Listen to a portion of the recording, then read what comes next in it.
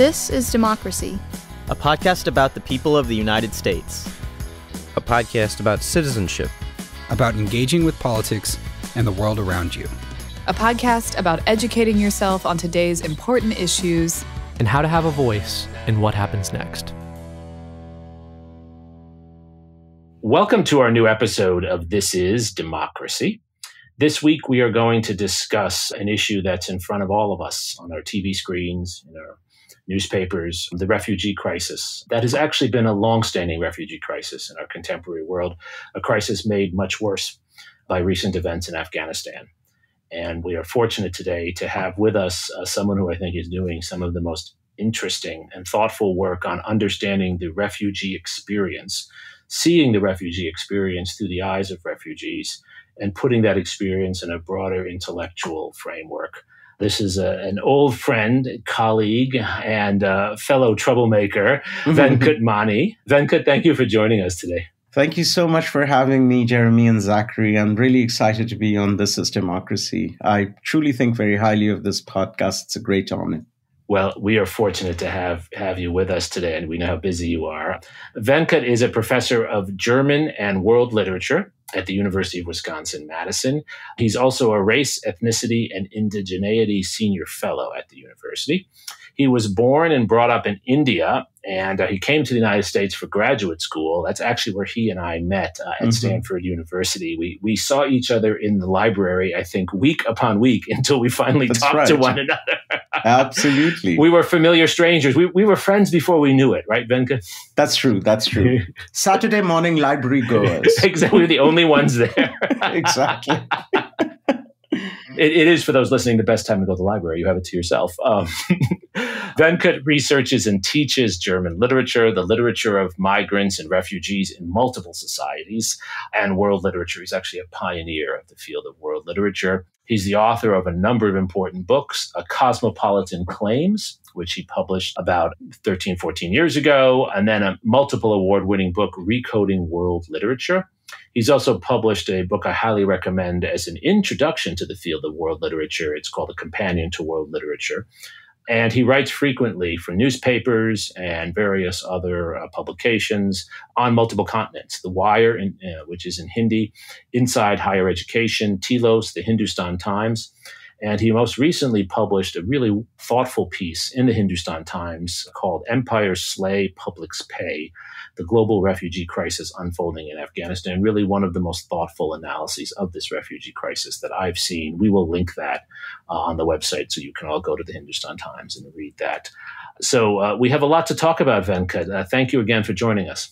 Thank you very much. Thank you, truly. I'm looking forward to this. I'm looking forward also to listening to Zachary's poem. Yes, that's where we go next. You know that. So, Zachary, what is your poem title today? The Airplane with a City Clinging to Its Wheels. Let's hear it.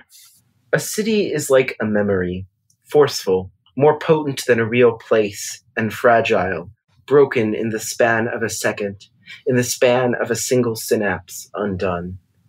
And a city is like an airplane leaving, like the airplane's leaving the city to lick its own wounds in its own dust. But a city is also its fathers and mothers, its daughters and sons, its teachers, its butchers, its taxi drivers, its soccer stars. A city is only its people, jumbled together on the school bus on a Thursday, or jumbled together on the tarmac of a runway, the airplane with a city clinging to its wheels. Zachary, were you inspired by the images of refugees clinging to American aircraft? Yes, very much so. But I was also inspired by the tragic now tale of the cultural community in Kabul and other cities in Afghanistan, and the vibrancy, the vitality of those communities that are now being slowly dismantled. Mm-hmm. Venkat, I think that's probably a good on-ramp to our discussion. How should we, sitting in our comfortable homes, watching this unfold on our screens, how should we understand what's happening in Kabul and other parts of Afghanistan today? I think, first of all, in the words of this wonderful young poet, Zachary Suri, the airplane with the city clinging to its wheels. I'm truly shaken, moved by the power of these words, Zachary. Thank you for sharing this poem with us. Just like he said, it is very much this potent image of an airplane taking off and a city with all of its memory, its fathers, mothers, children jumbled in school buses, all of it somehow encapsulated in this one human being clinging on to something to just get out for survival, knowing how dangerous it is. That is one of the first things that we think how we need to understand these images coming out of Afghanistan now. Connecting with the rest of the world as the plane takes off. And, plane is only for people who can afford it. So I'll be talking about some road journeys later on as well, very dangerous ones. But we need to understand what is happening in Afghanistan, first of all, as part of a global crisis. So there is a local crisis, but there's also a global refugee crisis. And Jeremy, like you said, there's a long-standing crisis. It's a crisis that can date back to forever, because wherever there have been wars, refugees have been created. So these journeys, and I know a while ago, Zachary also had a poem about the Odyssey, Homer's Odyssey. So Homer's Odyssey is very much also about, this time, a hero coming back home.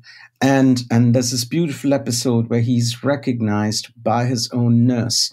This return is not allowed, is not permissible to a number of people who must leave, because if they come back, they will be killed or they will have no chances to survive for a number of reasons. So if you think about it, there are 82.4 million forcibly displaced persons around the world. This is the statistics of the United Nations High Commission for Refugees, UNHCR. And of these, there are internally displaced people, there are stateless persons, and there are refugees. Refugees meaning people whose status as a refugee, their legal status as a refugee has been accepted. Their asylum application has been accepted. So this makes, and you'll be startled to find out, that there is 1% of the world's population today is forcibly displaced. And a number of them, a very large number of them, are children. And that is why the image that I noticed in Zachary's poem is both admonishing and inspiring, because it tells us that there is a future of humanity at stake. It's not just our generation, it's the one that comes after us. And then let's think about this global crisis and come to the local, because both of them in today's world are connected. There's long talks about globalization of services, of goods, of economy, of floating monies between nations, of multinational companies. All that happens because of human power.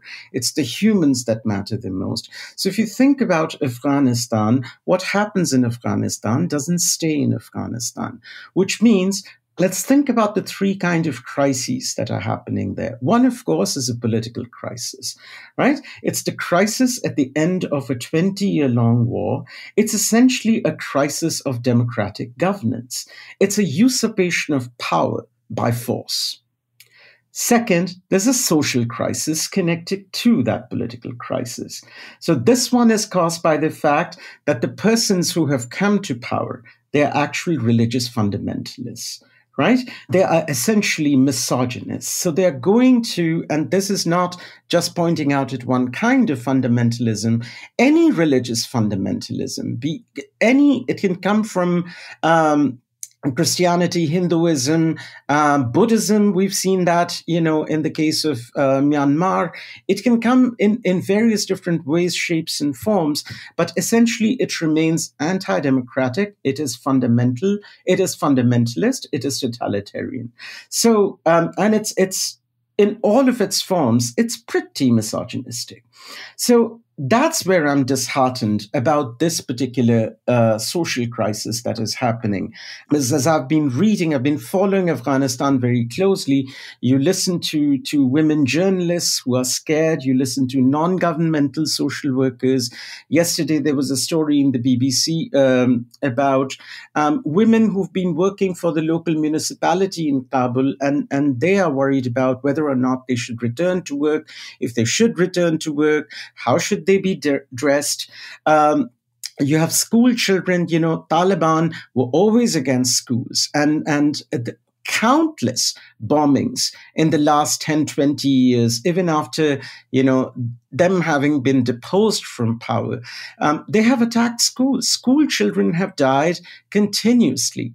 And this is an area of the world that actually was excellent in education and needs education, right? In order for its citizens to become part of the nation, part of the world, as participating citizens in the world, in the text of this global political, economy, global political culture that we have. So that's where, for me, there's a scary social crisis going on. And then related to this political crisis and the social crisis is the refugee crisis. And that is like all other refugee crises around the world. So that essentially emanates from these two crises. The great American author, contemporary Viet Thanh Nguyen, has a beautiful essay called On Being a Refugee, an American, and a Human Being. It's a beautiful essay, and I teach it too. When in this essay says so beautifully that, being a refugee means your government has imploded on you. Basic infrastructure has been brought to naught. And that's where nobody wants to be a refugee. Nobody wants to leave everything behind. People are made into refugees. They become refugees. And so wars, conflicts, new conflict zones, they create refugees. So that's how I think we need to understand this larger arc. Ultimately, it is a crisis for human beings who are made into refugees, turned into refugees. That's so well said, Venkat. And one of the challenges I think many of us find, even those of us who are supposed to be experts on global affairs, is that our discourse about refugees can be curiously dehumanizing, right? We can talk about them in terms of numbers or in terms of a problem. Just even using the term crisis, it makes it sound like they've done something wrong, right? So one of the things I really revere about your work, Venkat, is you've devoted your career to bringing out the voices and the perspectives of those who are refugees, whether it's Turkish refugees in Germany and elsewhere. How can we as citizens be attentive, and how can we see those voices in our discussions? It's an excellent question. And there, one friendly amendment, if I may suggest, Please. is to think about Turkish migrants as migrants. And then there are, of course, refugees. And Jeremi, I say this just because the more I work, the more I understand my own privileges. So despite the fact that, I may have come from a lower middle class family, I did not have to leave India in a jiffy overnight. I had options. I was a part of a democratic society where things were functioning in the 1990s. I had a passport. Nobody prevented me from going anywhere. I wanted not to survive. I wanted to thrive. And that is why I came, to the United States for higher education at Stanford. It's not as if those educational opportunities were not available in India. I had a choice. I could choose another country. Refugees cannot. And that's why I'm suggesting this difference, that we all ought to understand that there is a very special kind of insecurity that arises, that clinging to the wheel of a plane, that an entire city, an entire archive of memories, the fathers, mothers, the stories, all of them cling. That's where I think literature becomes important. So one of the first experiences in this, and this is not to diminish your expertise or expertise of scholarly social scientists in general, because I know that your work, you think about the larger arc of history and our our democratic responsibility. And that for us remains important. But then there is the emotional, the power of emotions and experiences that comes through literature for me. And that's where I think the feeling of being scared, the feeling of being utterly helpless and insecure, not knowing if and until when one will live. And if one ends up surviving, how will one live? Will I be executed? Will I be killed because of who I am, what I believe in? What will happen to my children? So, that is the first set of experiences also documented in literature. And I'll talk a little bit more about it. But I'm just giving you sort of a general sense. I thought it was important for me to convey today to people what happens when one becomes a refugee overnight. Then, of course, how will I get out, right? Will I cling to the wheel of a plane? I keep coming back to you, Zachary, because I'm so immersed in your poem right now. But very much like Zachary's poem, the concerns that people have, the trauma of departure, the enigma of arrival, the difficulty of the journey in between, the idea that why me? Why am I swept by these large currents of world history? What have I done? That is the kind of experience. So, Jeremi, when you said numbers, yes, I also cited numbers because it's important to have an eye on the numbers and see how a large part of our fellow human beings today are refugees. But then comes literature, then come these stories, and they provide faces, they provide names to these statistics so that every human being can say, hey, look, I'm not a number. I'm a mother, I'm a father, I'm a sister, I'm a daughter. I have a stake in this society. I have hopes, I have dreams. I want to survive. I want to thrive as well. I don't want to have my entire existence built on whether or not if I go to school, I'll be bombed to death. So that becomes important. And for me, first, literature becomes a site of documentation of this kind of flight, plight, and trauma, but then something basic, human hope. Human capacity to aspire, human capacity to grow above these kinds of challenges, that resilience. And, I can never forget this wonderful class that I had for this course that I teach at UW-Madison, Global Migrants and Refugees. And this was in the midst of a pandemic towards the end of this course on global migrants and refugees. And I had an open session I usually do at the end of a course, and my students reflected on how now suddenly being locked in these places with these not being allowed to go out, being uncertain about the future, waiting for this pandemic time to be over, has helped them develop more empathy for refugees who are sometimes stuck for years, for entire generations in refugee camps, right? So there is a way, but the hope doesn't die. That is the beauty. The hope that human existence inbuilt on, that somehow I will be able to live, maybe if given another chance. I think that's where literature, that's where these stories, that engagement with language through poems, dramas, novels, that becomes important. So giving a name, a personality, an entire humanity, dignity to a person, that's what literature does. So you've spoken of the modern refugee crisis as something that is deeply rooted in history, as something that has been in many ways a constant in human history. But isn't it also something that's distinctly modern? Because these refugee crises are defined by these very strict borders and divisions of labor and economies that we set up that keep people out in ways that we haven't seen before.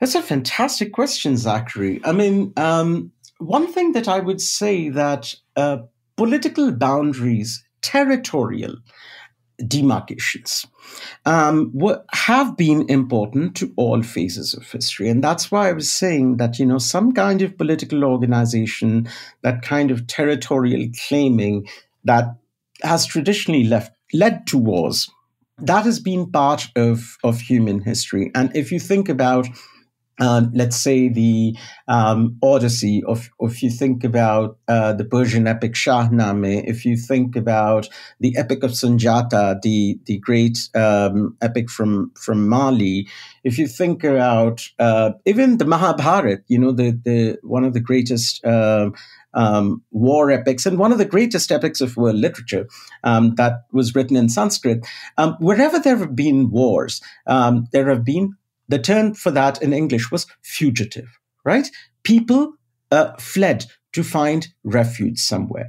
Now, if we think about modern nation states, you're absolutely right, Zachary, that this homogenization of people around the idea of nation and homogenization of people around the idea of, let's say, a majoritarian national identity, a majoritarian culture, a majoritarian language, right? That singularity that's often sought of in modern nation states, that creates a different kind of challenges for refugees. So if you think about, let's say in the United States, we know that it's a multilingual nation. We know that it's a multi-ethnic nation, a multi-religious nation. But then there always comes, this idea of melting pot, something I don't particularly admire, this particular metaphor. It's almost everybody surrenders their differences to become part of something, right?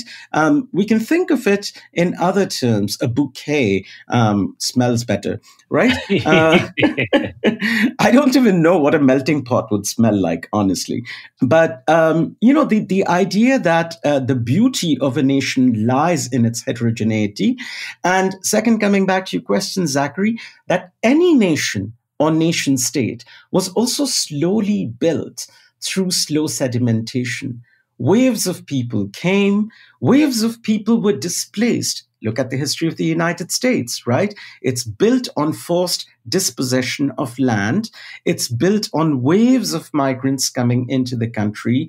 It's built on forced migration through slavery of African Americans. Painful points in history, but they also must be confronted in part of that larger reckoning. And that's where we can start thinking about refugees who've been pouring into the United States. Think about refugees who came after all of those pogroms in Eastern Europe. Think about all the refugees who came in the 1930s during the Nazi regime and built this country. And it goes on. I mean, there are many instances from history. So yes, on the one hand, these nation states, these borders, they create a lot of problems. On the other hand, this modernity did lead us, after the Second World War, to 1951 and signing of the Geneva Convention. And that's a classic modern, very modern document that I consider that actually effectively changed the discourse of refugees from arbitrary goodwill of nation states or their leaders to a legal obligation of signatory nations, a major, major station in global governance. To what extent it's adhered to is a different story, but refugees have rights today, right? That modern discourse of human rights, of dignity, that also cannot be forgotten, because hope ultimately for a person like me is built on rights, that I can claim my space in the society. Does that make sense, Zachary? Yes, I think it does. And I think it takes us to another really important question, right? Which is, what are the responsibilities that we have as we are watching this crisis unfold? And the we here is those of us who are fortunate enough not to be refugees, at least at this moment in time. And maybe the we is also the United States as an entity that's obviously been deeply invested in the politics of Afghanistan and many other regions that are dealing with refugee crises now. How do we understand our responsibilities, Venkat? Excellent question. I mean, first, let me start with what you asked about the United States.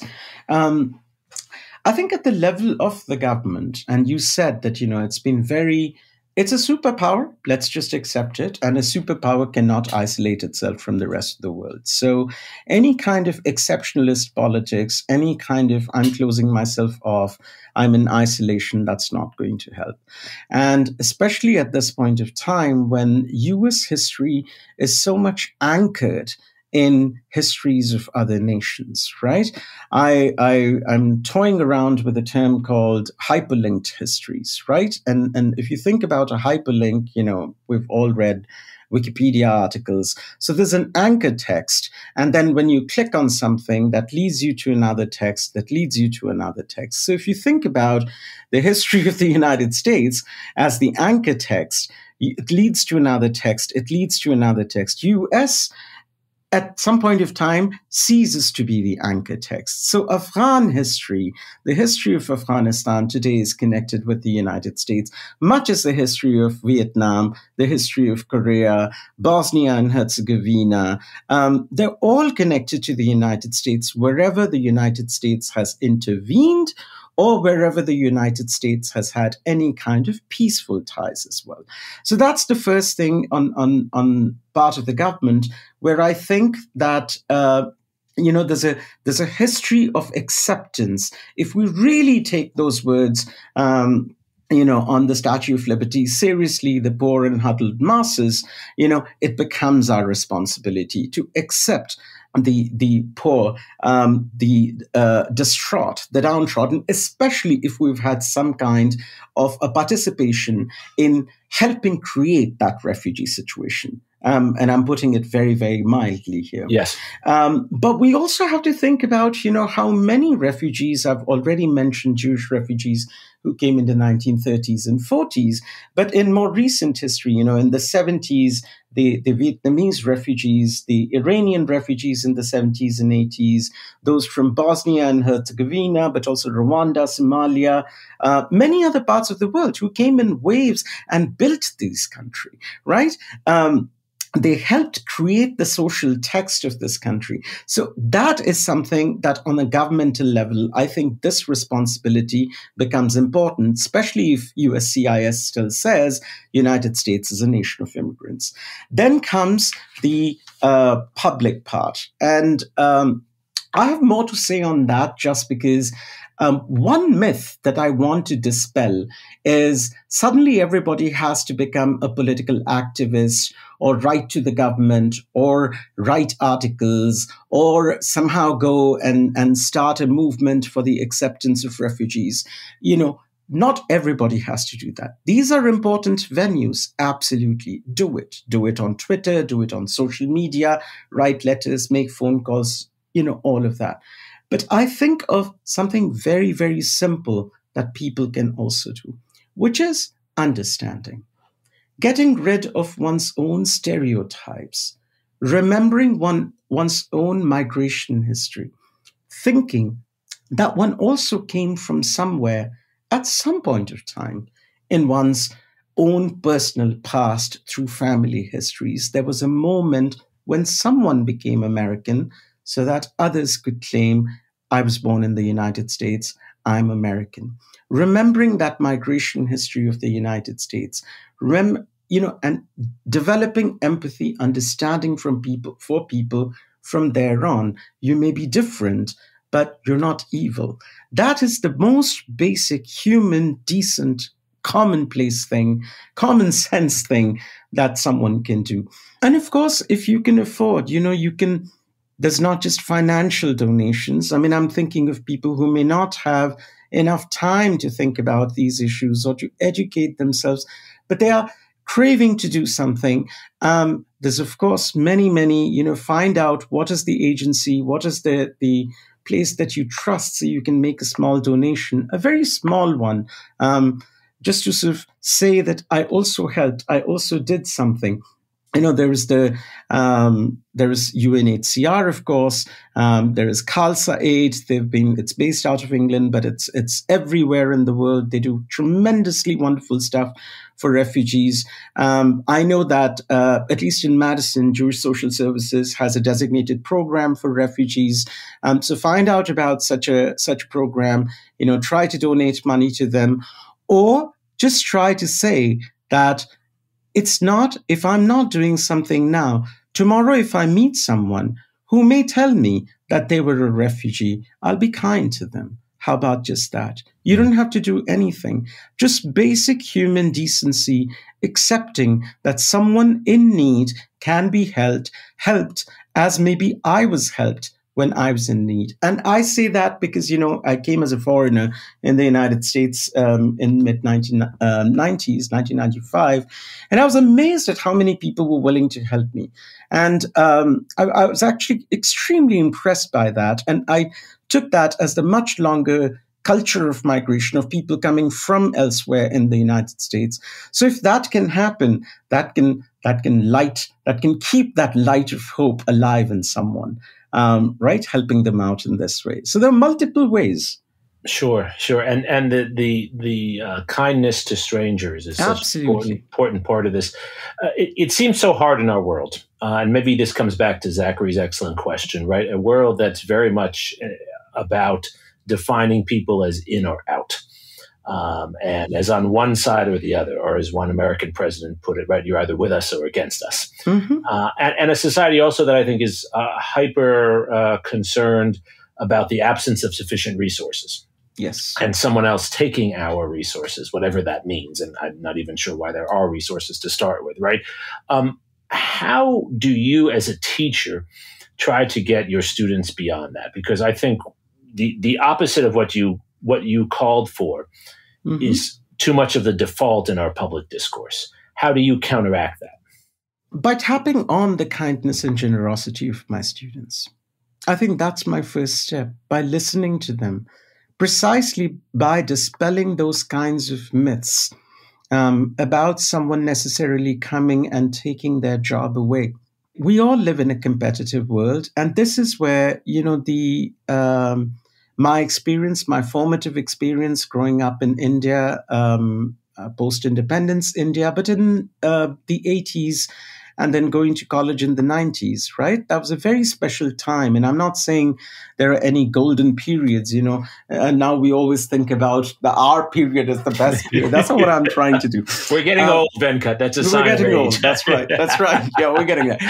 I was very fortunate that I grew up in a time when secular values were considered very important, and capital played a very different role than it did, let's say, in extremely affluent nations such as the United States or Great Britain, etc. So I point this out because if we think about where these refugees from Afghanistan are going to go, they're going to go to Pakistan. Pakistan has fenced itself off, by the way. Very disappointing. They're going to go into Iran. They're going to ultimately make their way into Turkey. Some of them would like to come to India. There are massive parts of these nations too where resources are very strained. There isn't basic infrastructural health, or other kinds of facilities, hospitals. I mean, the pandemic has revealed a lot about the whole world. So now you think about the plight of these people going to places that do not have resources, which is where we have to, and this is one of the examples, we're thinking in a global bird's eye view perspective about the world. Right? Not just thinking about a particular area as disconnected from the rest of the world, but as part of a larger structure. Think about it in terms of, the periodic table in chemistry.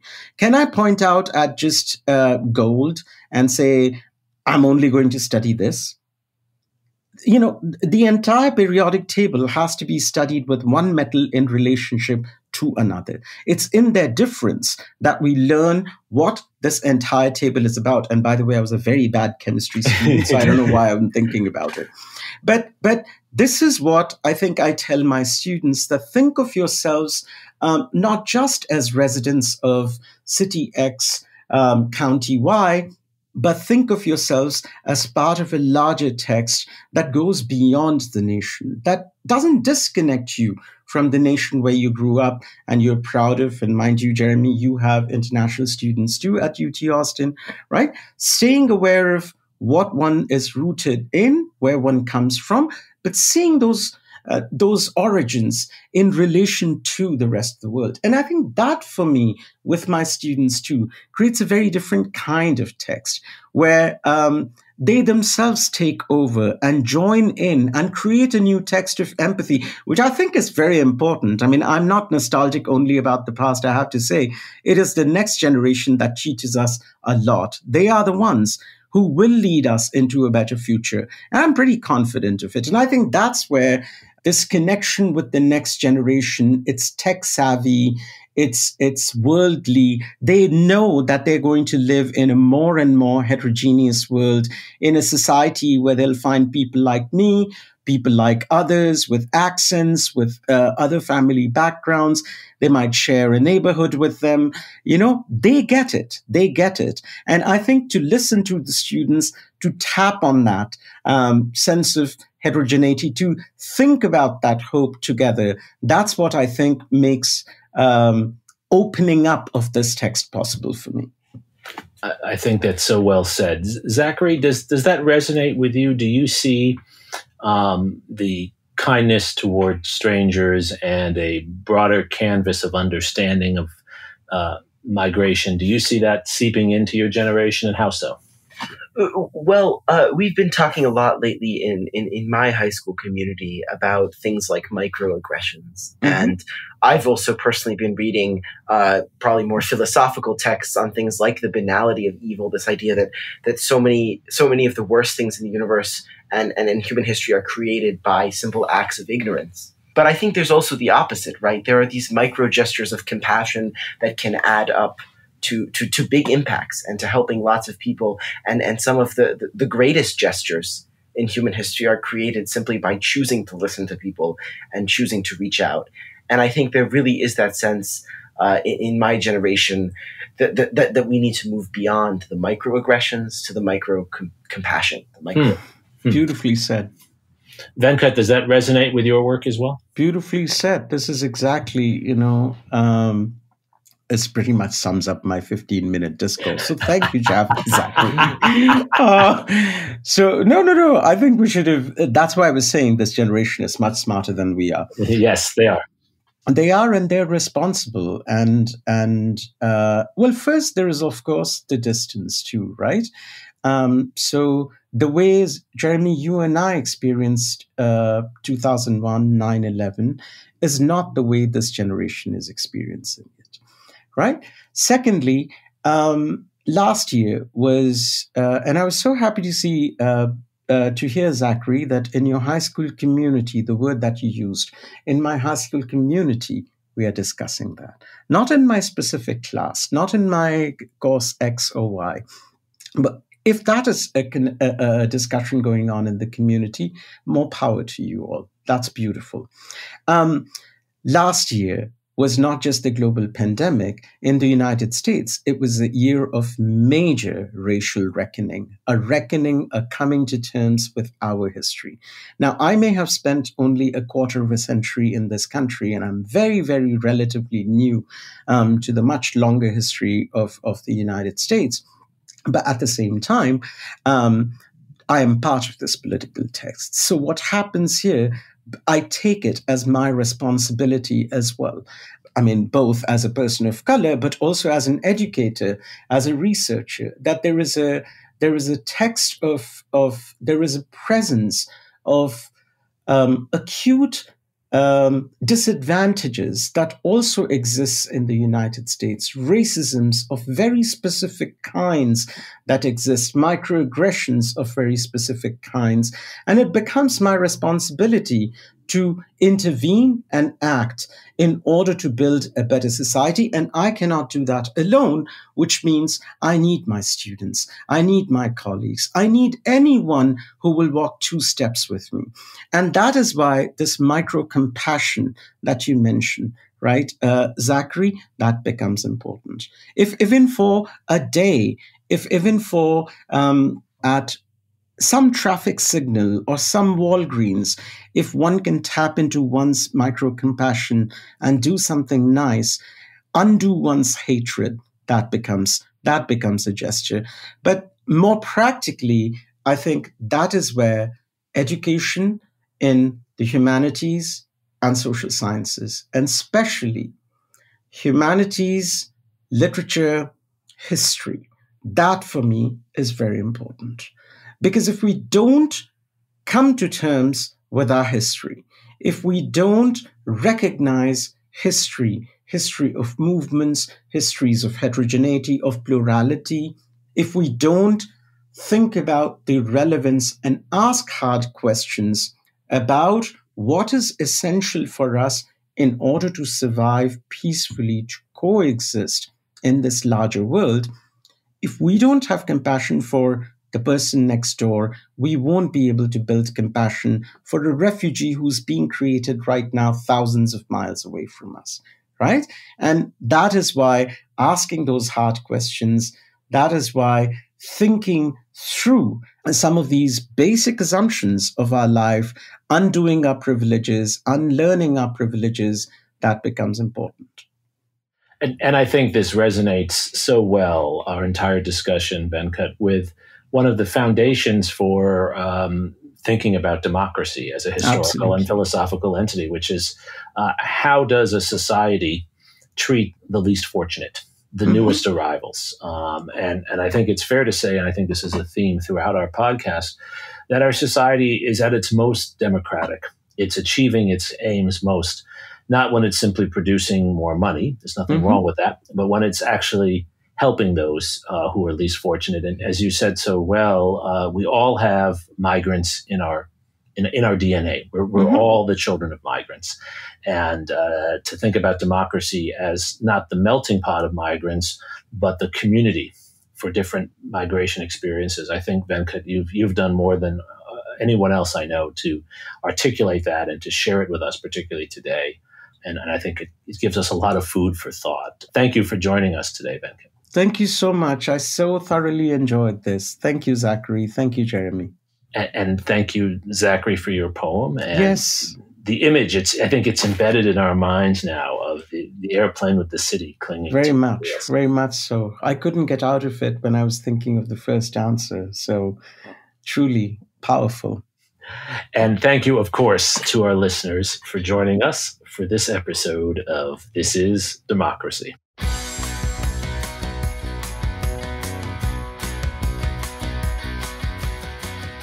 This podcast is produced by the Liberal Arts ITS Development Studio and the College of Liberal Arts at the University of Texas at Austin. The music in this episode was written and recorded by Harris Codini. Stay tuned for a new episode every week. You can find This is Democracy on Apple Podcasts, Spotify, and Stitcher. See you next time.